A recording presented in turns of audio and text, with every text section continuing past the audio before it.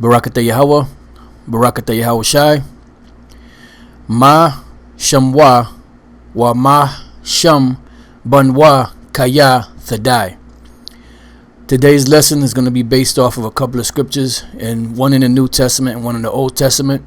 The first scripture is going to be in the book of Proverbs 30 and 4 to show you the significance and the need to have both names of the Father, Yahweh, and of his Son, Yahweh Shai.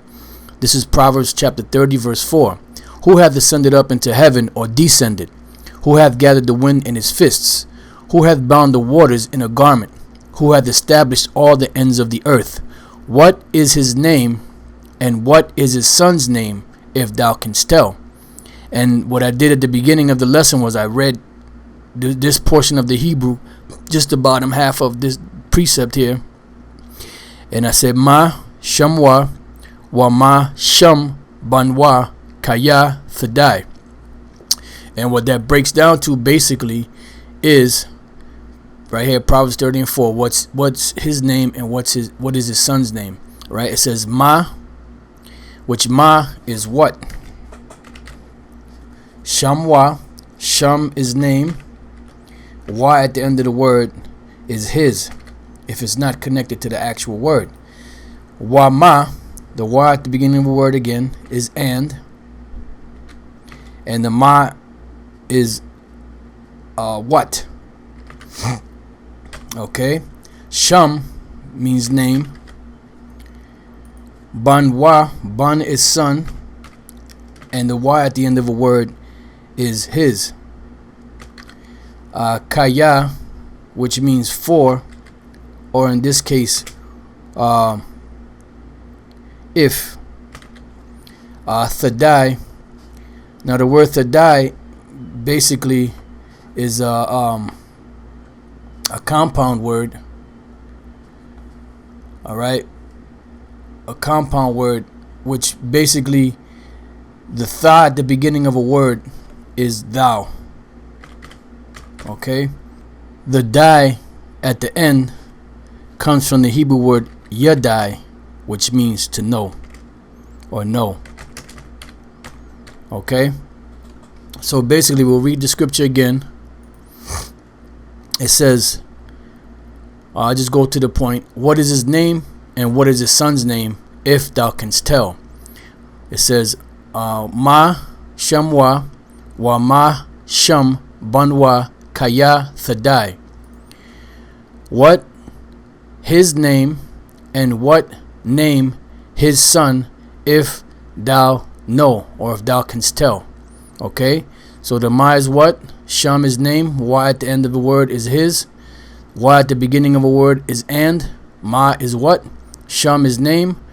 Ban Wa, Ban is son. Wa at the end of a word is his. Kaya, for or if. Thadai, thou. Tha at the beginning of a word is thou, and dai is short for yadai, to know. What his name and what name his son, if thou know, or if thou can tell. All right. So that's showing you that even in the Old Testament, it brings out both the name of the Father and of his Son, because they're both important. Now the next scripture we're going to go to is in the book of Revelation chapter 14 in the Hebrew. And what we have here is Asherah, Shamwa, Washam, Abayawa, Kathawabyum, Ail, Matazacham. Okay, and you could read this also in the Greek, and the Greek also gives you the same thing. Matter of fact, let me move this over a little bit. Asherah, Shamwa, Washam, Abayawa, Kathawabyum, Ail, Matazacham. So you can read this in the Greek also, and in the Greek it gives you the word onoma, and it gives you how to, and lets you know that it's talking about him, Yahweh Shai's name, and his father's name. All right. So now what that breaks down to, which I'll go to the book of Revelation 14 and 1. And I looked, and lo, a lamb stood on the Mount Zion, and with him 144,000, having his father's name written in their foreheads.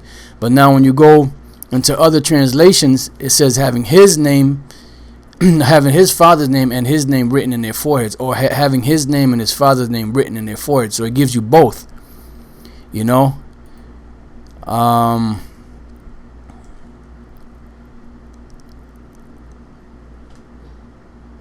Yeah, there's certain ones that give you both. All right. So what that basically breaks down to in the Hebrew, Revelation 14:1, is Asherah, Shamwa, Washam, Abayawa, Kathawabim, Ail, Matazacham. All right. So Asherah is actually which, but when you read the scripture in the English, we're just dealing with the bottom half of this, is having. All right. So they have the word having or have. Okay, but this preposition Asherah, or this word Asherah, means which. In this case, it have. Okay. Shamwa, once again, Sham is name, and Wa at the end of the word is his. Washam, Wa at the beginning of a word is and. Sham is name. Abayawa, Abba is father. The Ya makes it possessive, and the Wa at the end is his. Okay. Kathawabium means written or writings. Written or writings. Ail is upon, and Matazacham is plural, the plural way of saying forehead or foreheads, because it was written on 144,000 mind, or their forehead, which is their brain, their spirit. So Asherah, Shamwa, Washam, Abayawa, Kathawabium, Ail, Matazacham. Asherah is which or have. Shamwa, his name. Washam, and name. Abayawa, his father. Kathawabium, written. Ail, upon. Matazacham, foreheads. Alright, so that was Revelation 14:1. And I looked, and lo, a lamb stood on the Mount Zion, and with him 144,000, having his father's name written in their foreheads, and they're also having his name written in their foreheads when you go into the Hebrew and into the Greek. And in the Old Testament, you have Proverbs 30:4, who hath ascended up into heaven, or descended, who hath gathered the wind in his fist, who hath bound the waters in a garment, who hath established all the ends of the earth. What is his name, and what is his son's name, if thou canst tell? And that's two examples, one in the Old Testament and one in the New Testament, to show you the importance of both the names of the Father, Yahweh, and of the name of his Son, Yahushai. So you have to have both of those names, because without Yahushai's name, you can't get to the Father, and without the Father's name, you have to know the Father's name to get to Yahushai. Did not Yahushai say in John, St. John, the 17th chapter, around the 6th verse, that I have manifested thy name unto those that thou hast given me? So you need both of these names in order to attain salvation. So don't listen to these clowns out here that tell you you don't need it. So like I said, once again, you have two examples, one in the Old Testament and one in the New Testament, that the names of the Father Yahweh and the name of his Son Yahushai are very important. So with that, I hope you brothers learned something. Until the next time, I say shalom.